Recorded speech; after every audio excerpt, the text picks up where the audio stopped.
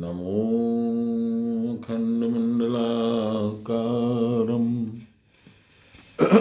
व्याप्तं येन चराचरं तत्पदं दर्शितं येन तस्मै श्रीगुरवे नमः। गुरुर्ब्रह्मा गुरुर्विष्णु गुरुर्देवो महेश्वर गुरुर्साक्षात् परब्रह्म तस्मै श्रीगुरवे नमः। ध्यानमूलं गुरोर्मूर्ति पूजामूलं गुरोर्पदं मन्त्रमूलं गुरोर्वाक्यं मोक्षमूलं गुरोर्कृपाम् ब्रह्मानन्दं परमसुखदं केवलं ज्ञानमूर्तिं द्वन्द्वातीतं गगनसदृशं तत्त्वमस्यादिलक्ष्यम् एकं नित्यं विमलमचलं सर्वदा साक्षिभूतं भावातीतं त्रिगुणरहितं सद्गुरुं तं नमामि, सद्गुरुं तं स्मरामि, सद्गुरुं तं भजामि। ब्रह्मार्पणं ब्रह्म हविर्ब्रह्माग्नो ब्रह्मणाहुतं ब्रह्मैव तेन गन्तव्यं ब्रह्म कर्म समाधिनं। नमो श्री ब्रह्म विद्यां योगशास्त्रे नमः श्री गुरुचरणकमलेभ्यो नमः श्री कृष्णाय नमः।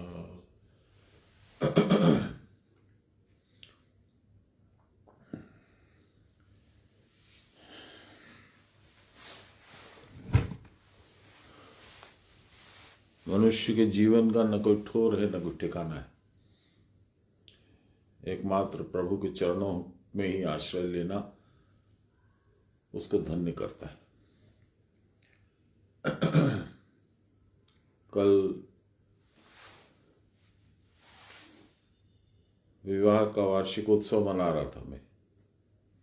बच्चों ने अति उत्साहित होकर के रेस्टोरेंट में एक छोटा सा लंच रख दिया। वहां मैं गया तो मुझे प्याज लहसुन मांस मछली सबकी गंध आई, तो मेरा मन तो वैसे ही खराब हो गया, पर बच्चों को तो नहीं दिखा सकता हूं। तो मैंने बहुत सिलेक्टिव, प्याज लहसुन नहीं हो, किसी तरह की मीट मांस मछली का उसमें ठेसा ठेसी नहीं हो ऐसा विशेष अनुरोध करके एक सब्जी मंगाई, एक रोटी मंगाई। उन्होंने कहा एकदम स्ट्रिक्ट वेजिटेरियन ये सलाद है। उस सलाद में क्या था, मुझे लगता है उस सलाद में लहसुन का मसाला डाला हुआ था। उसके बाद में मेरी तबीयत बहुत ज़्यादा खराब हो गई, क्योंकि आज 29 साल होते हैं मैंने प्याज लहसुन छोड़ रखा है। गुरु महाराज की इच्छा थी, ऐसी निर्देश तो नहीं था, आदेश भी नहीं था, लेकिन उनकी इच्छा थी, ऐसा हम लोग भांप सके, तो मैंने छोड़ रखा था। अच्छा, वो अच्छा भी लगा, ध्यान नहीं गया कि इसमें प्याज लहसुन हो सकता है, तो थोड़ा सा ज़्यादा खा लिया, चूंकि अच्छा था और सलाद थी। उसके बाद जब शाम को तबीयत खराब हुई, तो जब गीता पाठ होने लगा तो बोल नहीं पा रहा था मैं। ये इतने सालों में पहली बार हुआ है, कभी मैंने सोचा नहीं कि इस तरह की स्थिति होगी। तो इससे एक ही चीज समझ में आती है कि जो नियम भगवान ने तुम्हारे लिए बनाए हैं उनका किसी भी तरह अतिक्रमण नहीं होना चाहिए, नंबर 1। नंबर 2, संयम से रहना चाहिए। नंबर 3, शुद्धता, बाह्य अभियंत्रण शुचि, ये मेंटेन करनी चाहिए। अब साधक को किसी भी तरह का इसमें व्यतिक्रम ना होना चाहिए। अभक्ष्य भक्षण जिसको नहीं खाना चाहिए उसका भक्षण करना जो है वो बहुत डेंजरस होता है। वो मुझे कल स्पष्ट हो गया। तो मैंने अपने किसी सीनियर गुरु भाई से भी सलाह ली कि हालांकि वो समझे नहीं, वो उन लोगों ने दूसरा ही बोला कि हो सकता है कुछ होने वाला था, बड़ा उपद्रव आपके स्वास्थ्य में, लेकिन गुरु महाराज ने उसको छोटे में टाल दिया। मैं ये बात नहीं जानना चाहता, मैं ये जानना चाहता था कि इतने साल के बाद में लहसुन का सेवन करने से ऐसा कुछ हुआ क्या, पर मुझे कुछ सही उत्तर नहीं मिला। मेरे मन से ये भावना उठ रही है कि ये उसी कारण हुआ है। चलिए, अब जो भी है, तो कल का थोड़ा गीता पाठ डिस्टर्ब हो गया। हम लोग कल 18वां श्लोक पढ़ रहे थे। ज्ञान, ज्ञेय और ज्ञाता कर्म प्रवृत्ति के 3 प्रकार के हेतु हैं।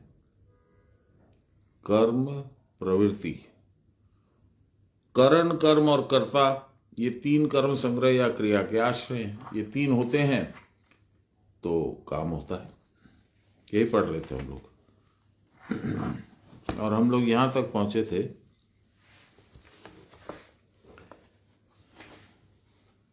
संक्षेप में फिर कहता हूं, बाबा कह रहे हैं जिसको जानना है उसके संबंध में ज्ञान या धारणा, उसको जानने की आवश्यकता की उपलब्धि। ये क्या है? ये है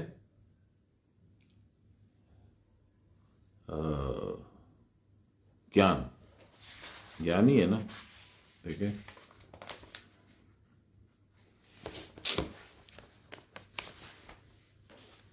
ज्ञान। दूसरा जो जानने की वस्तु है यानी ज्ञेय है, वो क्या है? स्थिर प्राण या ब्रह्म। मेरा तो प्राण एकदम चंचल था। और जो जानेगा वह है चंचल आत्मा, विषय विमूढ़ आत्मा या जीव, यानी मैं। यही प्रकृति अहम या मैं के साथ तादात्म्य युक्त है। ये चंचलत्व जो है वो आत्मा में तो होता नहीं है चंचलत्व, लेकिन रिफ्लेक्टेड, इसको कहते हैं रिफ्लेक्टेड चैतन्य। तो ऐसा लगता है कि जैसे आपको बताया था कल उदाहरण के लिए कि जब पानी में थोड़ा सा लहर चल रही है, कोई नौका चल रही है, चप्पू का या किसी चीज का इस तरह से लहर है, उस पर चांद जो है ऐसा लगता है जैसे ऊपर नीचे हो रहा है। क्या वास्तविक में होता है? नहीं। उसी तरह से आत्मा स्थिर है, पर जो चंचलत्व का बोध है वो ऐसा लगता है कि आत्मा ही चंचल है।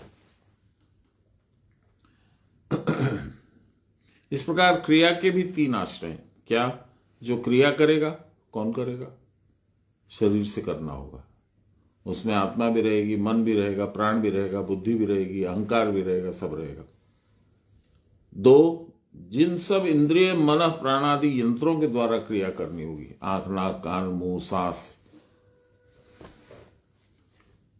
3, क्रिया जिसके द्वारा कुटस्थ ब्रह्म में पहुंचा जा सकता है। शब्दों का इस्तेमाल जरा ध्यान दीजिएगा। जिसके द्वारा कुटस्थ ब्रह्म में पहुंचा जा सकता है, वहां कौन जाता है? आप अपने कुटस्थ में यहां कैसे पहुंचिएगा? शारीरिक रूप से तो पहुंच नहीं सकते। तो प्राण, मन और बुद्धि उसमें पहुंच जाए तो हो गया काम। असल कर्ता यही कुटस्थ ब्रह्म है। इस कुटस्थ के बिना कुछ नहीं होता। उसका साक्षात योग न रहने पर भी असल कर्ता वही है। आत्मा को ही ज्ञेय कहा गया है। The thing to be found out, about to know. The thing to know is atma, soul.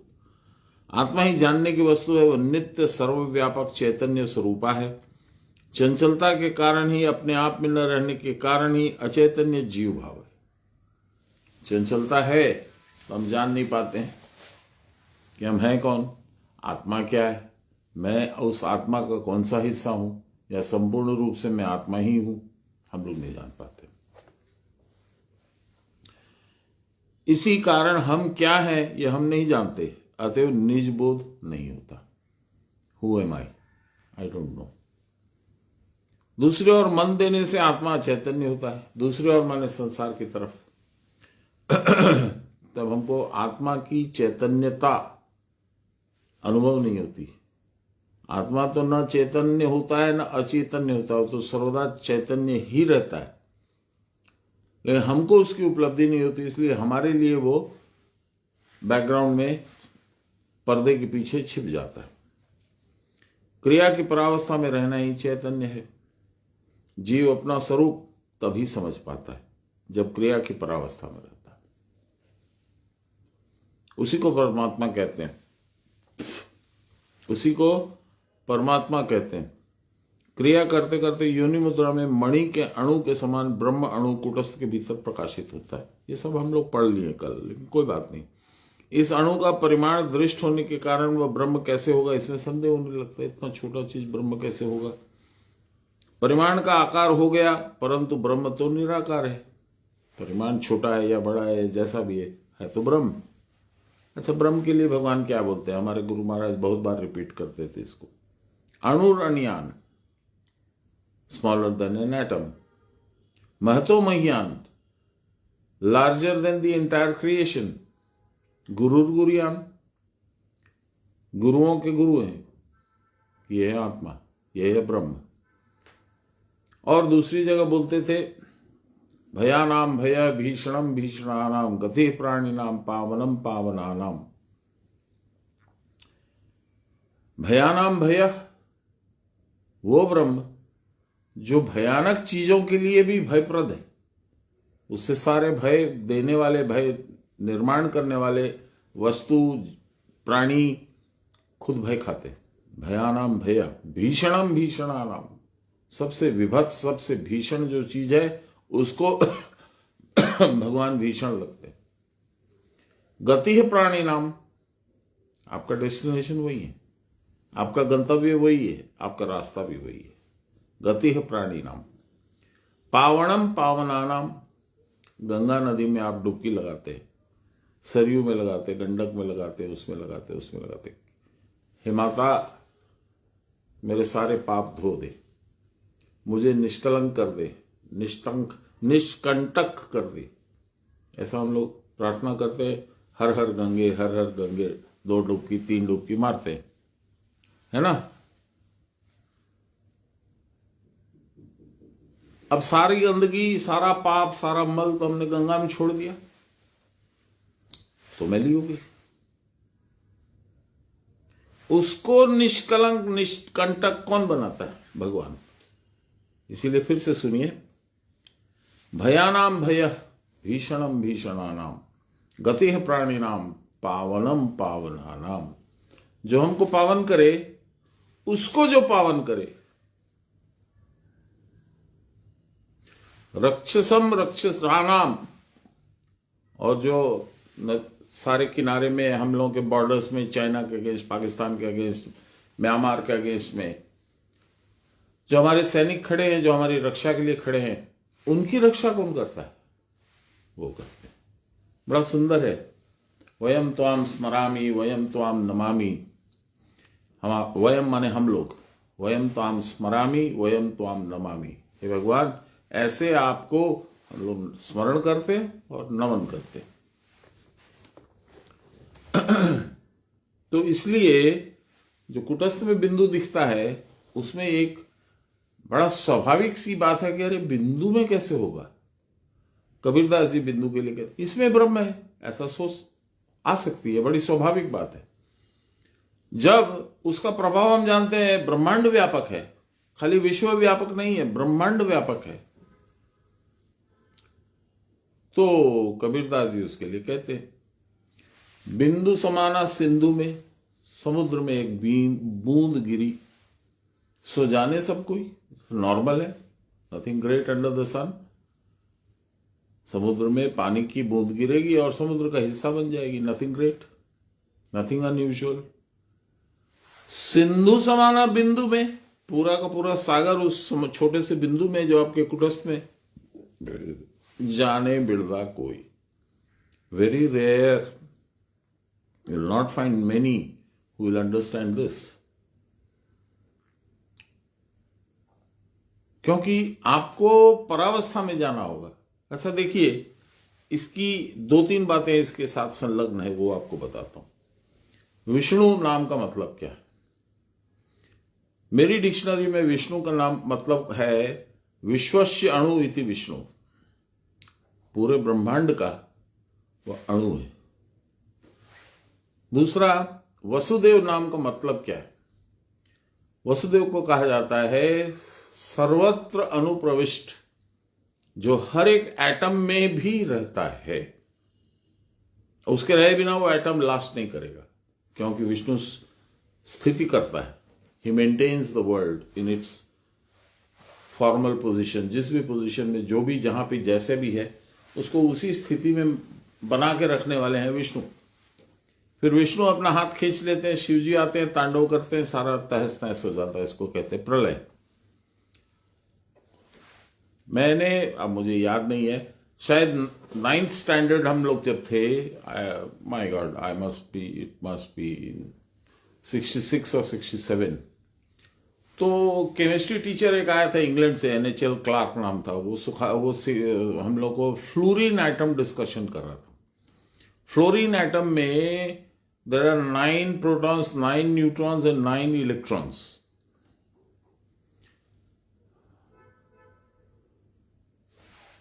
Now number जो होते हैं वो हमारे ग्रहों में भी, आवर सोलर सिस्टम 9 प्लैनेट्स।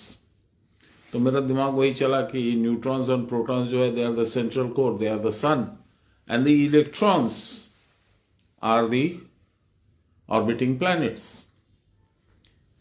तो ये हुआ एक स्केल अप। अब एक स्केल डाउन जाइए। In the similar fashion there might be a miniature world. तो एनीवे, तो कहने का मतलब यह है कि मैंने उस समय प्रश्न किया था उससे, केमिस्ट्री टीचर से, क्लार्क से, कि how does fluorine remain in its present status? It is highly reactive. बोले yes, you have to keep it in certain containers, otherwise it will form fluorides. वो अलग अलग क्लोराइड, फ्लोराइड ये सब बना देती है। तो ये जो कंटेनर है जिसमें फ्लोराइड एज इट इज रहती है, that can be thought of as Vishnu, स्थिति करता, who maintains status quo। आपको मालूम है हम लोग के यहां 3 है ना, ब्रह्मा, विष्णु, महेश। ब्रह्मा क्रिएटर, उसने फ्लोरीन बना दी। विष्णु प्रिजर्वर, स्थिति करता, वो फ्लोरीन जैसी है वैसी मेंटेन करके रखते हैं, by being present in each of its electrons. तो एनीवे, इस अणु का परिमाण दृष्ट होने के कारण वह ब्रह्म कैसे जाएगा इसमें संदेह होता है। परिमाण मतलब डायमेंशन, इतना छोटा है। परिमाण होने पर आकार हो गया। परिमाण छोटा हो, बड़ा हो, it has some shape, some dimension. It might be micro millimetres, it might be nano millimetres, doesn't matter. है तो कुछ तो है। भगवान का तो कोई परिमाण ही नहीं, इसीलिए ये चर्चा भी हुई। परंतु ब्रह्म तो निराकार है, ही हैज नो आकार, नो शेप, नो साइज। जब तक सब है तब तक सबके भीतर उनका प्रवेश भी है ब्रह्म का, ये हम लोगों ने अभी चर्चा की। इस अणु स्वरूप में ब्रह्म सर्वव्यापक है, इसलिए वसुदेव है, सर्वत्र और सबके भीतर। योग शिखोपनिषद में लिखा है, द्वितीयम सुषुम्ना द्वारम परिशुद्धम विसर्पितम कपाल संपुटम भित्वा न तु पश्यन्ति तत्परम। मेरुदंड के भीतर सुषुम्ना, रीढ़ की हड्डी में सुषुम्ना है। सुषुम्ना के अति सूक्ष्म द्वार में विस्तार रूप से गमन होने पर मन परिशुद्ध और तृप्त होता है। इसलिए कौन गया सुषुम्ना में? मन। आपका रिप्रेजेंटेटिव वही है, ही रिप्रेजेंट्स यू। उस समय कपाल में दंडवत भार जान पड़ता है। उसके बाद वायु के द्वारा भेद होने पर भी कुछ नहीं दिख पड़ता। क्योंकि उस समय सारी इंद्रियां और मन आत्मा के साथ मिलकर ब्रह्म में लीन हो चुके होते हैं। सर्वम ब्रह्म में जगत हो चुका होता है, अर्थात जानने की जो वस्तु है, जानने वाला वही हो जाता है। तुलसीदास जी ने क्या लिखा है आपको ध्यान में, मैं कितनी बार बोल चुका हूं। विधि हरि शंभु न चावन हारा, को नहीं जानत मर्म तुहारा, और तुम ही को जानन वारा, जानत तुम ही हुई जाई। तब फिर वह स्वयं रहता ही नहीं है। जो जानने वाला है वो ब्रह्म के साथ मिलके एक हो गया, तो उसका अलग अस्तित्व तो कुछ है नहीं। अतएव ब्रह्म पद तब उसको प्राप्त होता है। Then he is one with Brahm, and that is the entire target of all your endeavours, all your meditation. जितना भी आप पूजा पाठ करते हो, जितना आप चेष्टा करते हो, मन को शुद्ध करते हो, क्रिया करते हो, उसका अल्टीमेट अचीवमेंट यही है, बी वन विथ हिम। बाबा बोलते थे अहंकार के ओंकारेश्वंगे मिशिर देवा, एटा ही जोग। तब फिर वह स्वयं नहीं रहता, अहंकार खत्म, अतएव ब्रह्म पद को प्राप्त होता है। तब ब्रह्म के सिवा और कुछ भी नहीं रहता। योग शिखोपनिषद में लिखा है, आदित्य मंडलम दिव्यम रश्मि जाल समाकुलम, तस्य मध्यगतो वहने प्रकाले दीपवर्तितम। कुटस्थ के भीतर सुंदर ज्योति विशिष्ट आकाश का मंडल है। ये कोई बहुत बड़ी चीज नहीं है। जो साधक रेगुलर है, 6 महीना भी करेगा साधन ठीक से, तो उसको ये सब दिखता है। उस आकाश मंडल में चारों ओर दीपक की बत्ती के समान प्रकाश जल रहा है। उसके भीतर त्रिलोक है। यह समस्त त्रिलोक ब्रह्ममय है, और त्रिलोक स्थित चराचर और जितने कर्म है सभी ब्रह्म है, इसलिए वो सभी आपके कुटस्थ के भीतर दिखते हैं। अब देखिए बड़ी मजे की चीज है, इतना बड़ा ब्रह्मांड, उसमें आपका अस्तित्व एक ग्रेन ऑफ सैंड के जितना है, बालू के एक कण के बराबर है आपका खुद का अस्तित्व। और आपके अंदर वो बिंदु है, उस बिंदु में समस्त ब्रह्मांड। मजा देखिए, एक हिंदी में हम लोग को एक मास्टर साहब पढ़ाते थे 8वीं क्लास में, सारी बीच नारी है कि नारी बीच सारी है। The woman is wearing the sari, so the sari is enclosing her. But वो नारी जो है वो सारी को बैकग्राउंड में ठेल देती है अपने सौंदर्य से, इसलिए ये समझ में नहीं आता है कि सारी है कि नारी है। तो ब्रह्मांड आपके उस कुटस्थ में छोटे से बिंदु में है। अब आपका अस्तित्व क्या है जानिए आप। योनि मुद्रा में श्वेत द्वीप निवासी परव्योम स्वरूप ब्रह्म में अग्निशिखा देखने में जो समय लगता है, परमेश्वर पुरुषोत्तम को देखने में भी वही समय लगता है। मैंने बताया था ये 15वें अध्याय का उत्तम पुरुष योग जो है, ये उत्तम पुरुष की बात हो रही है। वो आपको कुटस्थ में ही अंदर में दिखते हैं। योगी लोग इसी प्रकार सूर्य कुटस्थ सामने में ज्योति है सूर्य के जैसे, उसको भेद करके योगाभ्यास की धारणा के द्वारा पुरुषोत्तम का ज्ञान जान सकते हैं, दिखते हैं, वो दर्शन होता है। यो असावसौ पुरुष सो अहमस्मि, ये जो मैंने देखा ये तो मैं ही हूं। यह आदित्य अंतर्गत पुरुष मैं ही तो हूं। जब मैं ही वह एक पुरुष ब्रह्मांड व्यापक ब्रह्म स्वरूप होता है, चूंकि मैं हूं, उनका तो हर एक जगह अणु है, हर एक चीज में, हर एक ब्रह्मांड में किसी भी चीज में ऐसी नहीं है जिसमें उनका रूप नहीं है। विष्णु विश्वस्य अणु, तभी सर्वम ब्रह्म में जगत होता है। हर जगह तो मैं ही हूं। समस्त ब्रह्म स्वरूप होने पर फिर अपने आप भी नहीं रहता, तो मैं भी कुछ नहीं हूं। मेरा रूप, मेरा आकार, मेरा अस्तित्व है मेरा शरीर, ऐसा मेरा मानना था। अब मेरा मानना है कि वह जो पुरुष है, अहम ब्रह्मास्मि, मैं ही ब्रह्म हूं। फर्क हो गया। क्रिया करते करते क्रिया की प्रावस्था में रहना प्रथम क्रिया है। इसी प्रकार रहते हुए सर्वदा ध्यान करने पर ब्रह्म पद को पाता है। मूलाधार से ब्रह्मरंध्र तक सुषुम्ना का एक टान रहता है, यह द्वितीय मात्रा है। इसको विष्णु दैवत कहते हैं। योनि मुद्रा में अधिक क्षण स्थिति होने पर कृष्ण वर्ण कुटस्थ के भीतर सब देवताओं के साथ साक्षात्कार होता है। कृष्ण वर्ण केव लाइक, इसको कारण बारी भी बोलते हैं। उसके अंदर सारे देवता दिखते, वो वहीं रहते हैं। यही वैष्णव पद है, अर्थात लिंग मूल से मस्तक पर्यंत वायु स्थिर रहती है।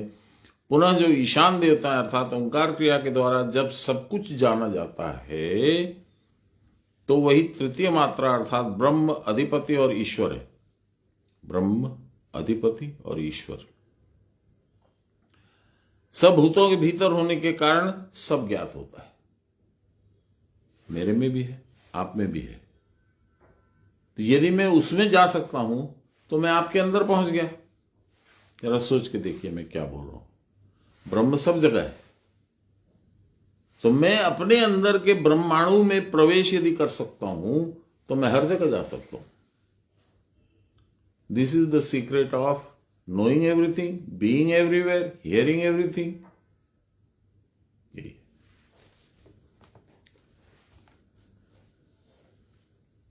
फिर से पढ़ता हूं इसको। अर्थात ओंकार क्रिया के द्वारा जब सब जाना जाता है तो वही तृतीय मात्रा अर्थात ब्रह्म अधिपति ईश्वर है। सब भूतों के भीतर होने के कारण सब ज्ञात होता है।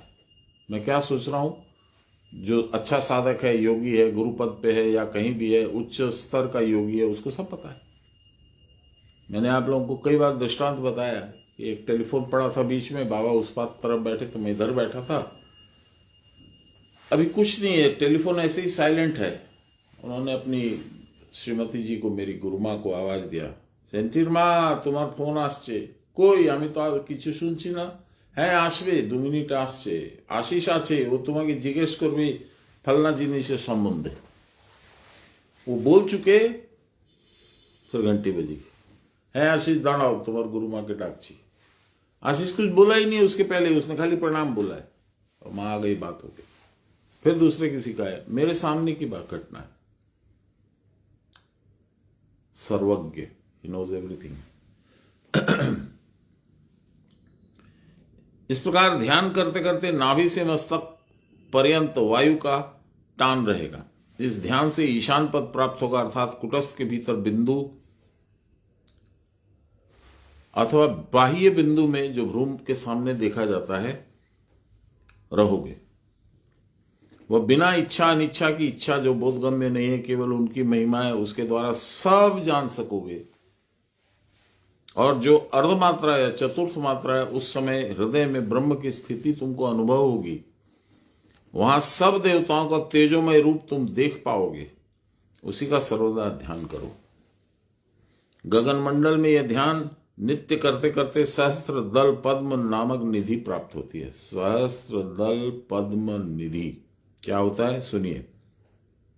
अर्थात सर्वव्यापी ब्रह्म आत्मस्वरूप है, उसके परे कुछ नहीं है। ये हम लोग सब पढ़ चुके हैं, फिर मैं क्यों पढ़ रहा हूं पता नहीं। I am confuse. कल क्या हुआ था मुझे एकदम स्मरण नहीं है। कोई बात नहीं, अच्छा हुआ। उपयुक्त विषय का सार यह है कि प्रथम कार्य है क्रिया करना, जो 99.9999% of the population of this world do not do. They do not know. I did not know till I was 46। किसी को नहीं पता ये क्रिया क्या है। कोई चक्कर में ले लेगा, गुरु गुरु करता है, ये पागल हो गया है। Why wants to go to guru. हम तो मंदिर जाते हैं, एक तो धूप जलाते हैं, अपना जो प्रार्थना होता है भगवान के सामने बोल देते हैं। मेरा होने का होता है, तकदीर में होता है तो हो जाता है, और नहीं होने का होता है तो नहीं होता है। You are in the wrong place at the wrong time always. बाबा बोलते थे भगवान को भगवान के लिए भगवान से मांगो। उससे बड़ी निधि क्या है, उससे बड़ा वेल्थ क्या है, उससे बड़ा प्रॉब्लम सॉल्यूशन क्या है। पर हमको तो अपना सॉल्यूशन चाहिए। मेरे को बाबा 3 लाख रुपया चाहिए, बेटे का एडमिशन कराना है। मुझे बाबा एक तो गाड़ी चाहिए, गाड़ी नहीं है, बहुत तकलीफ होती है। हम लोग इसी में रह जाते हैं। मैं बहुत तकलीफ में हूं, पता नहीं अगला खाना कहां से खाऊंगा, मुझे खाना भेज दीजिए। बस एक कहानी बोले थे बाबा, आप लोगों को सुनाया था मैंने। एक राजा के पास में उसका मंत्री आके बोला कि महाराज प्रजा में थोड़ा असंतोष है। तो राजा बोला, अरे क्यों असंतोष है, सब कुछ तो ठीक ठाक चल रहा है। नहीं मालिक, आपको नहीं देख पाते इसलिए। राजा माने भगवान यहां पे। तो बोले इसमें क्या समस्या, कोई दिक्कत नहीं है। उस दरबार में संडे के संडे में 10 बजे से लेकर 12 बजे तक सुबह सुबह बैठूंगा, तुम मुनादी पिटवा दो कि जिसको इच्छा हो दर्शन करने की वो आ जाए।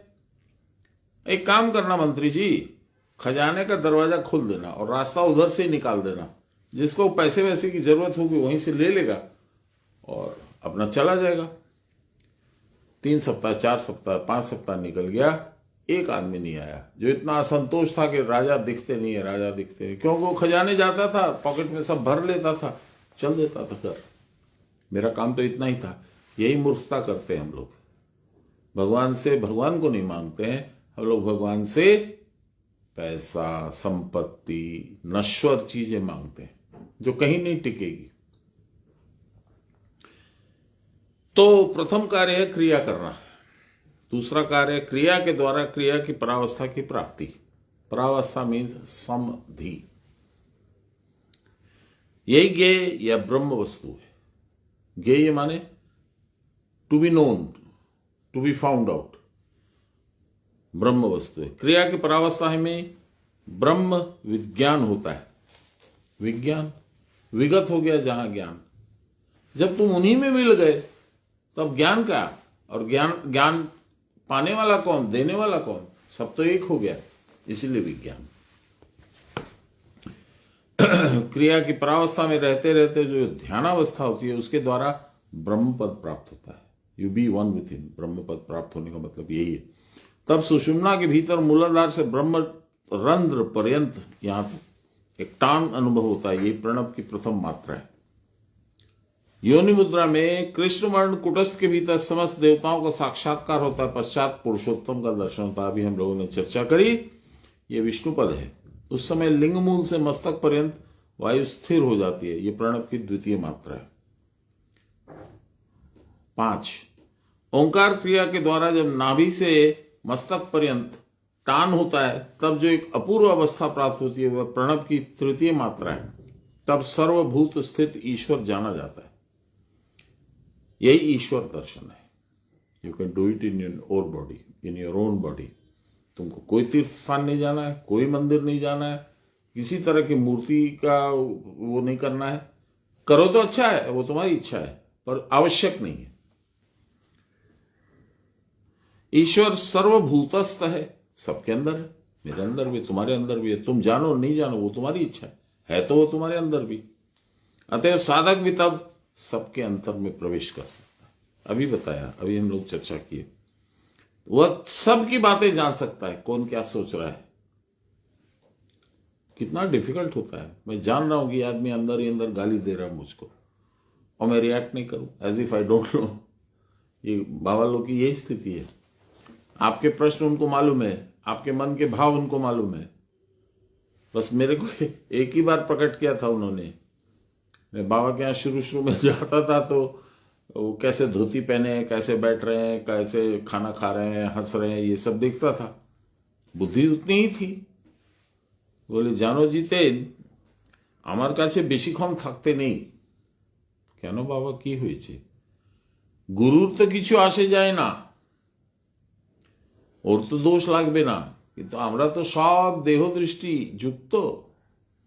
আমরা তো দেখি গুরু কিরকম খায়, কিরকম হাসে, কিরকম পান মশলা খায়, কি করে, কিরকমের কথা বলে, ওই সবই দেখি। তার above and beyond that we are not capable। দোষ লাগবে। তুমি আসবে, প্রণাম করবে, আর একটুক্ষণ থেকে বাস চলে যাবে। तो मैंने हाथ जोड़ के कहा कि मालिक यदि दृष्टि दोष दृष्टि है मेरी तो आप तो गुरु हैं, सुधार तो आप ही को करना पड़ेगा, मेरे आने जाने से थोड़ी कुछ होगा। बोले আমি আমার गुरुदेव के बोल दो। अब बोले हम आप क्या करेंगे वो आपका विषय है, मैंने अपने गुरुदेव को बोल दिया है। उसके बाद से मेरी दृष्टि बदल गई, अब दिखने लगा। ये साधारण मनुष्य नहीं है।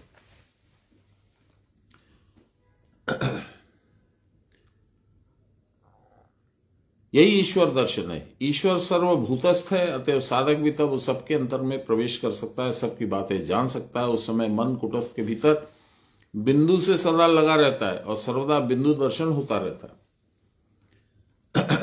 हृदय में जब ब्रह्म की स्थिति अनुभव होती है तब वही प्रणव की चतुर्थ मात्रा होती है। तब आकाश में समस्त देवताओं का तेजोमय रूप दिख पड़ता है। शुद्ध स्फटिक के समान वर्ण दिखता है, क्रिस्टल। वही शिव रूप है। वही ध्यान करते करते सहस्त्र दल कमल में स्थिति अनुभव होती है। You have as if you have reached here. तब एक आत्मा ही परब्रह्म स्वरूप और सर्वव्यापी है, यह अनुभव पद प्राप्त होता है। This is your achievement, this is your target, and if you achieve it, it is your achievement. It is the ultimate achievement of any human being. Sankhya मत से ये सब वस्तुएं त्रिगुणात्मक है और आत्मा निर्गुण है। 19वां श्लोक। ज्ञानम कर्मम च कर्ता च त्रिधैव गुण भेदत प्रोच्यते गुण संख्याने यथावत् शृणु तान्यपि। सांख्य शास्त्र में ज्ञान, कर्म और कर्ता, मैं धीरे धीरे पढ़ता हूं। ज्ञान, टू नो गॉड। कर्म, to know God, all activities which you indulge in to know God. Karta, he who indulges in such activities to try and know God. So the base is भगवान को जानना, उसके लिए जो भी उचित है, जो भी उपयुक्त है, वो करना। सत्वादि गुण भेद से, 3 गुण है ना, सत्व, रज, तम, त्रिधा, 3 प्रकार के ही ऐसे सारे ये ज्ञान, जानना, कर्म और क्रिया सब 3 प्रकार के होते हैं। सत्वगुण वाले, रजोगुण वाले और तमोगुण वाले। इसके परे जाना है। तानी अपि, उनको भी यथायथ भाव से तुम सुन लो अर्जुन, भगवान बोल रहे हैं।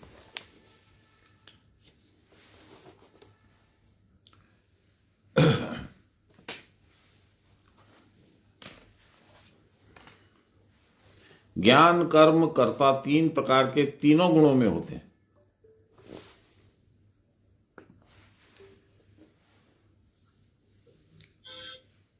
उनके सब गुण जिस जिस प्रकार के होते हैं उनको बतला रहा हूं। सतोगुणी यदि ज्ञान, कर्म और क्रिया करेगा, कर्ता जिस तरह का होगा सतोगुणी, तो उसका थोड़ा सा अलग आचार विचार होगा।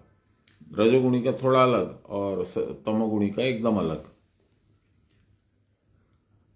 आत्मा के अकर्ता होने पर भी गुण भेद से ज्ञान, कर्म और कर्ता की त्रिविध अवस्था होती है। आत्मा स्वयं गुण से इफेक्टेड नहीं है। आत्मा के और अकर्ता है, डज नॉट डू एनीथिंग। एकम नित्यम विमलम अचलम सर्वदा साक्षीभूतम। I am only the witness, I don't do anything. इसीलिए भगवान ने अस्त्र नहीं उठाया था महाभारत में। बोले तो मैं अस्त्र नहीं उठाऊंगा, तुम बोल रहे हो तो मैं तुम्हारा सारथी बन जाऊंगा, तुम्हारे रथ यानी शरीर को चलाने वाला। अकर्ता है, कुछ नहीं करते। लेकिन अकर्ता होने पर भी गुण भेद से ज्ञान, कर्म और कर्ता की त्रिविध अवस्था होती है। यह कर्ता और ज्ञेय वस्तु आत्मा एक ही वस्तु नहीं है। कर्ता मेरा अहंकार है, मी, माई बुद्धि, मेरी सोच, ये सब करता है। आत्मा करता नहीं है। लगता है कि आत्मा करती है। मैंने बताया जैसे पानी ऊपर नीचे हो रहा है तो चांद की रिफ्लेक्शन उसमें लगेगा, it is bobbing up and down. चांद तो अप डाउन कुछ नहीं हो रहा है, पानी अप डाउन हो रहा है, तो हमको लगेगा कि नहीं चांद ही अप डाउन हो रहा है। क्रिया के बिना कारकत्व संभावना नहीं रहती, परंतु जो गुणातीत है उनमें फिर क्रिया की संभावना नहीं होती।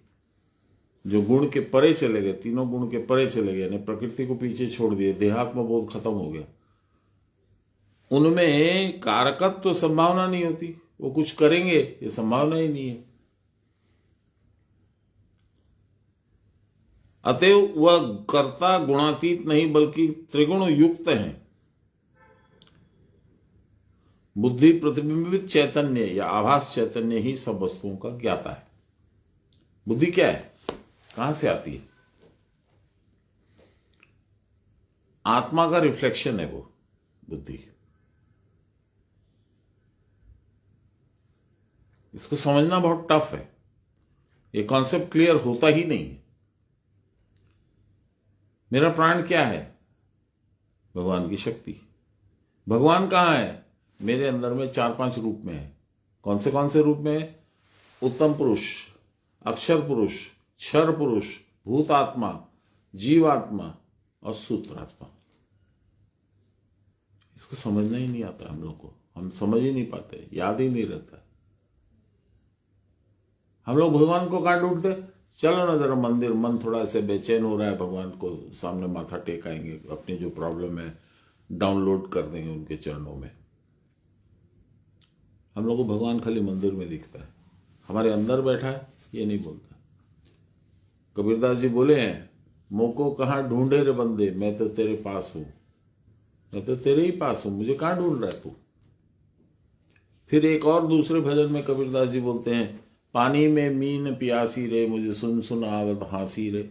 मीन माने मछली, तालाब में है, नदी में है, पानी में भरी पड़ी है, लेकिन प्यासी है, खोज रही कुछ कुछ कुछ कुछ कुछ कुछ।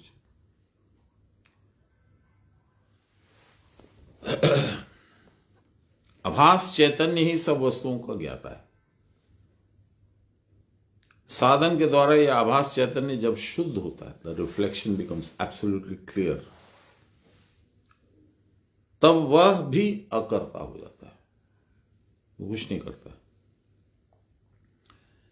वहां दृश्य वस्तु है, वहां उसका दृष्टा भी होगा। जहां कुछ भी दृश्य है वहां दृष्टा भी होगा, देखने वाला। दृश्य माने पिक्चर, सीन, सेटिंग।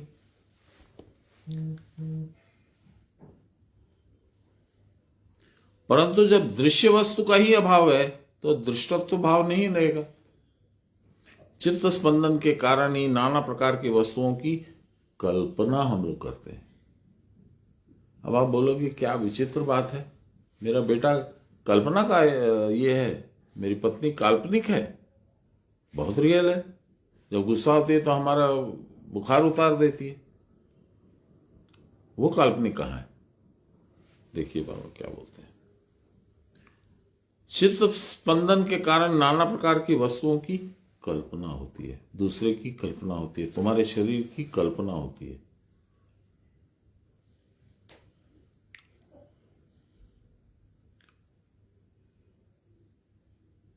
प्राण स्पंदन के बिना चित्त स्पंदन नहीं होता। अतः नाना प्रकार की दृश्य वस्तुएं प्राण के विविध स्पंदन के सिवा और कुछ नहीं है। ये बहुत डीप है, this is not so easy to grasp, comprehend. ये आसानी से समझ नहीं आता है, लेकिन थोड़ा सा इसमें चेष्टा कीजिए। मन की कल्पना है ये मेरा संसार। एक व्यक्ति का प्राण निकल गया, उसके स्थूल शरीर को हम लोगों ने गाड़ दिया, जला दिया। अब लोग कहते वो कहां गया? कुछ लोग पूछते आया कहां से था और अब गया कहां है? क्या जवाब है इसका?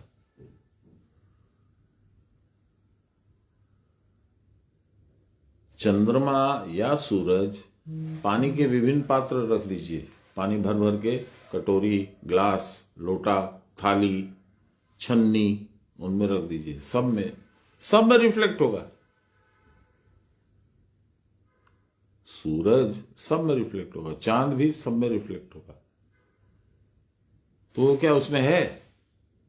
इसीलिए उसको प्रतिबिंब कहते हैं, आभास चैतन्य कहते हैं। ऐसा लगता है कि उसमें है नहीं। प्राण जब निस्पंदित होता है तो उसका नाना वस्तु रूप में परिणाम भी क्षीण हो जाता है। ये क्यों है? मन क्यों है? ये कल्पना क्यों है? क्योंकि प्राण आपका चंचल है। जब हम हार्ट बीट होती है, दब दुब दब दुब दब दुब दब दुब, कोई कल्पना कीजिए, कुछ टेंशन कीजिए तो प्राण तेज हो जाता है। रिलैक्स कीजिए तो प्राण भी रिलैक्स हो जाता है। साधन का पर्पस ये है कि प्राण को एकदम स्थिर कर देना। कुछ नहीं दिखेगा, कुछ नहीं रहेगा, बात भी नहीं रहेगी, विचार भी नहीं रहेगा। यही दृष्टा का स्वरूप में अवस्थान है। दृष्टा माने मैं, मेरी बुद्धि वो देखती है, अरे मेरी पत्नी आ रही है, यदि मैं रसगुल्ला खा रहा हूं तो उसको मैं या तो जल्दी खा लूंगा या उसको हटा दूंगा। इतना तो शुगर है, क्या कर रहे हैं? ये सब कुछ नहीं रहेगा।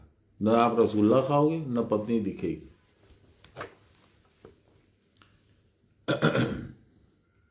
वृत्ति की सम्यक निरुद्धावस्था के द्वारा ही यह सिद्ध होता है। वृत्ति टेंडेंसी क्या है? मेरी टेंडेंसी अभी सोना है, अभी उठना है, अभी खाना है, अभी जाना है, अभी आना है, अभी ये करना है, अभी वो करना है, अभी बिजनेस करना है। ये है टेंडेंसीज। उसमें भी मेरे को खाने में बिना मिर्चा का चाहिए, कम मसाले का चाहिए, कम घी का चाहिए, ये अलग वृत्ति है। जैसा मिला वैसा खाने को हम तैयार नहीं है। इस अवस्था को ही कैवल्यावस्था कहते हैं, जब वृत्ति की सम्यक निरुद्धावस्था रोक दी जाती है। वृत्ति, ऑल द टेंडेंसीज स्टॉप। तब बुद्धि का अभाव प्रयुक्त बुद्धि बोधात्मक भाव भी नहीं रहता। अब बुद्धि स्टिल हो गई, इट इज नॉट वर्किंग। परंतु व्युत्थित अवस्था, when you arise from this state of समाधि, तो बुद्धि काम करना चालू करती है फिर से। इसको व्युत्थित अवस्था बोलते हैं।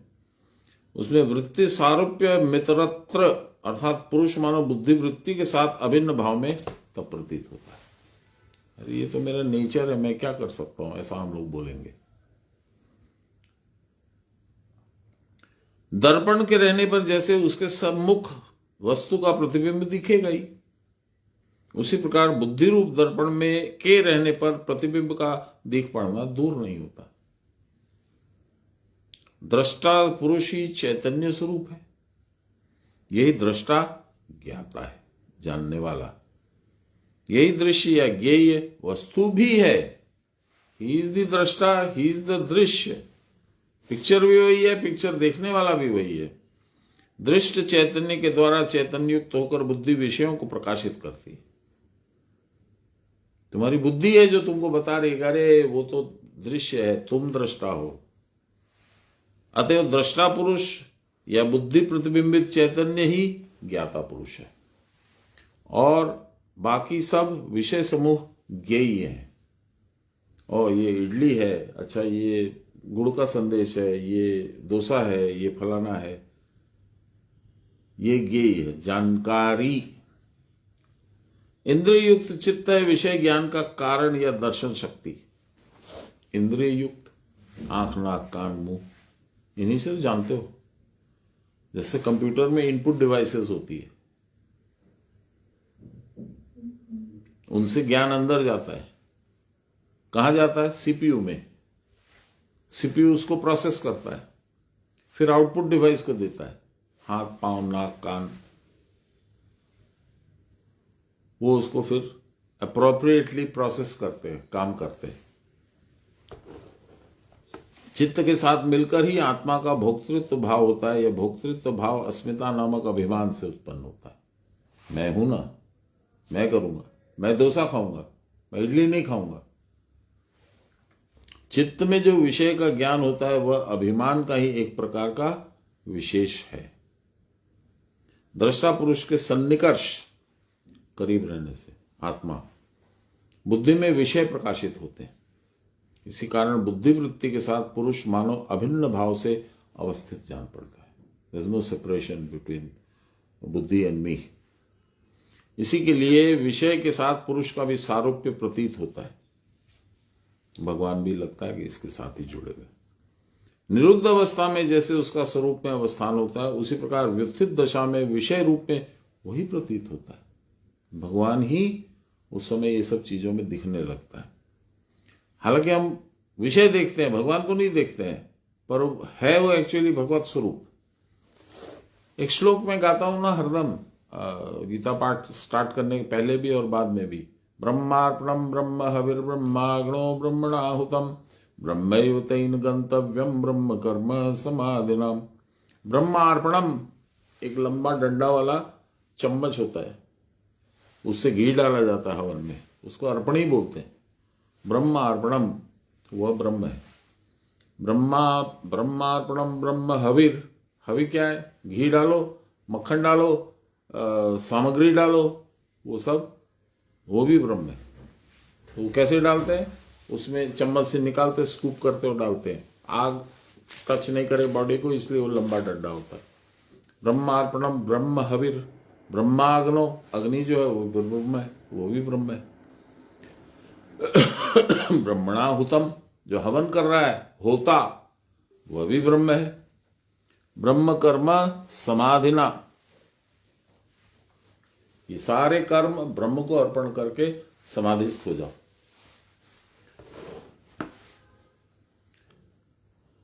इसलिए दृष्टा पुरुष के सन्निकर्ष यानी करीब रहने की वजह से बुद्धि में विषय प्रकाशित होते हैं। इस कारण ज्ञेय विषय ज्ञाता पुरुष से अभिन्न है। दृश्य के न रहने पर जैसे दृष्टा नहीं रहता, दृष्टा के न रहने पर उसी प्रकार दृश्य भी नहीं रहते। सत्तावान वस्तुएं कर्तु निरपेक्ष होने पर भी अस्तित्व नहीं रह सकती। वस्तु की सत्ता दृष्टा की सत्ता के ऊपर निर्भर करती है। अतः वस्तु की सत्ता भी दृष्टा पुरुष से विभिन्न नहीं हो सकती। आत्मा का इस प्रकार नाना रूपों में प्रकट होना ही उसकी माया या लीला है। और मैंने शायद कल या परसों बोला था, आप लोगों को बताया था क्या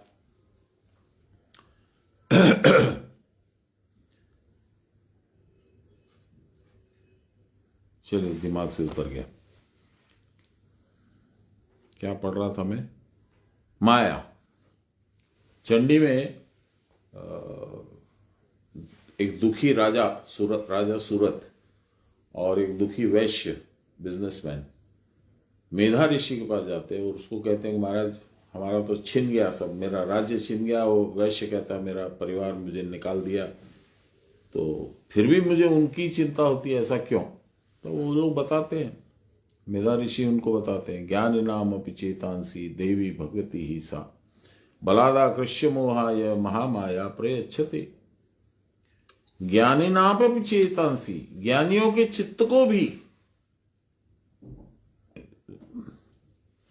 महामाया भगवान की लीला खींच करके और मोह के कूप में डाल देती है, फंसा देती है।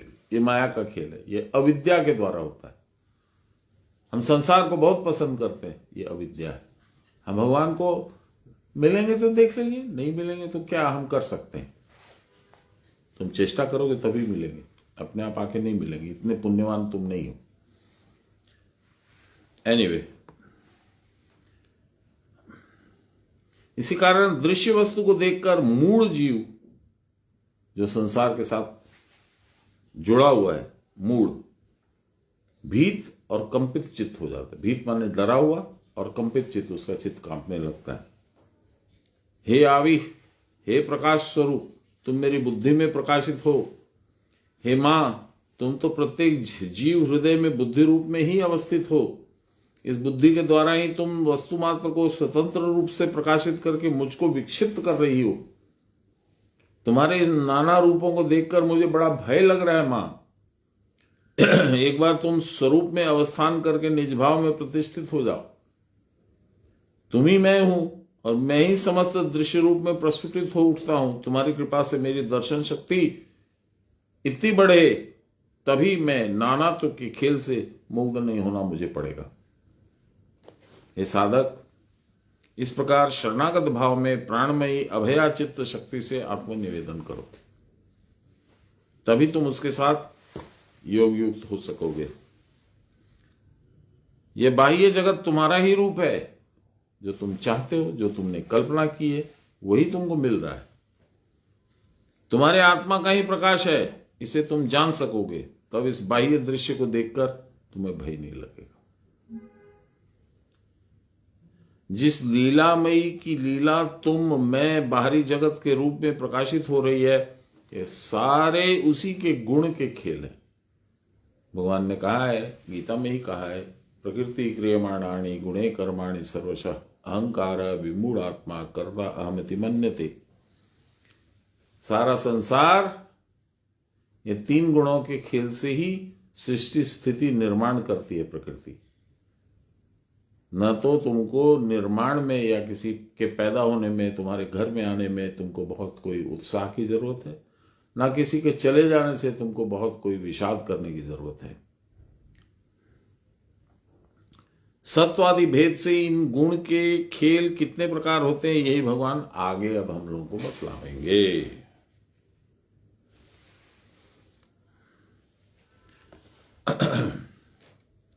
20वां श्लोक, इसको पढ़ूंगा नहीं, खाली मूल बात पढ़ता हूं। एकात्म ज्ञान ही सात्विक ज्ञान है। एकात्म कुछ नहीं है, नाना तो कुछ नहीं, एक है।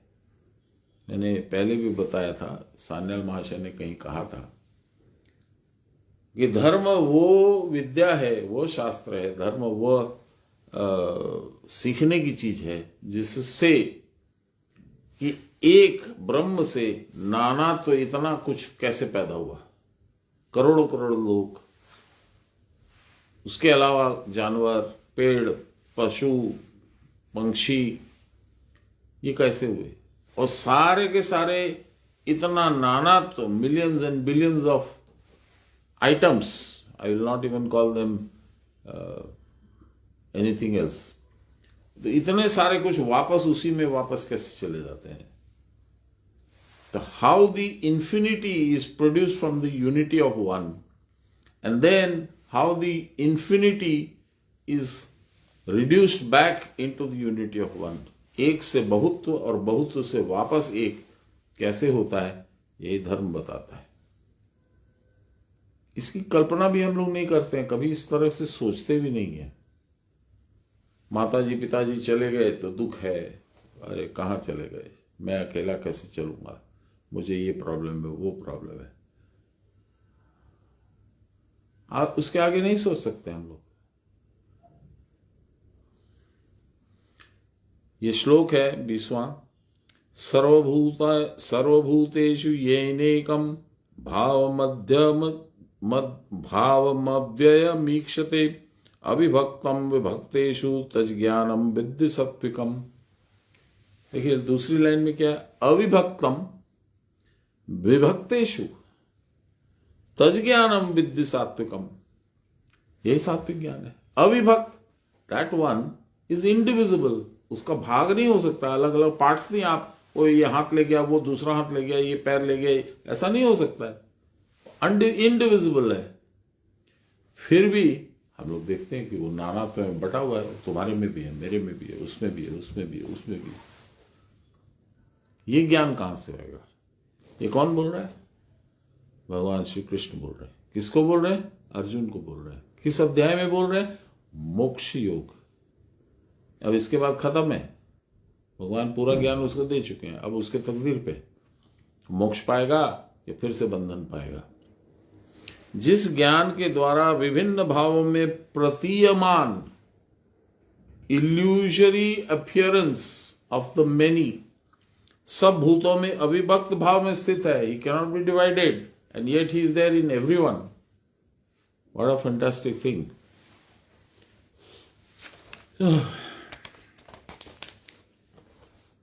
एक अव्ययम भाव, अव्यय non degradable, non spendable, non destructible, अव्यय, अव्यय भाव से नित्य वस्तु रूप में वो दिखता है। यह ज्ञान सात्विक ज्ञान है, ऐसा तुम जानो। तो हम लोग अब समाप्त करते हैं। कल फ्राइडे है, सब लोगों से अनुरोध है कि जो आ सकेंगे जरूर आए। हम लोग 4 बजे से 5 बजे तक संवेद साधन करेंगे और 5:15 से गीता स्टार्ट कर देंगे। जो लोग नहीं आ सकेंगे, ऑनलाइन देखना चाहेंगे, चाहे फेसबुक में, चाहे इसमें कल 5:15 बजे ऑन कर लें। श्री कृष्ण गोविंद हरे मुरारी, हे राम नारायण वासुदेव, श्री गुरु चैतन्य हे आत्मदेव, हे मात दुर्गे हर विश्वनाथ, सर्वे भवन्तु सुखिनः, सर्वे सन्तु निरामया, सर्वे भद्राणि पश्यन्तु, मा कश्चित् दुःखभाग् भवेत्। असतो मा सद्गमय, तमसो मा ज्योतिर्गमय, मृत्योर्मामृतं गमय, आविराविमयीति।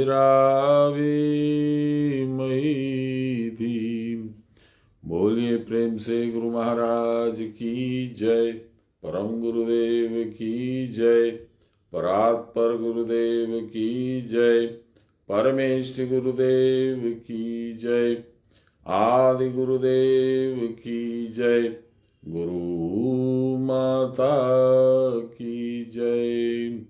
हर हर महादेव। जय गुरु सबको। कल का फिर से निमंत्रण बोल देता हूँ, जरूर से आइएगा। दुलारी जी आप भी, प्रकाश दी आप भी, और हाँ, जरूर जी कल आऊंगी जी। और बाकी लोग 5:15 बजे हम लोग ऑनलाइन ज्वाइन कर लेंगे, फेसबुक में चाहे गूगल मीट में। जय गुरु। माँ प्रणाम नेबिन। जय गुरु। जय गुरु।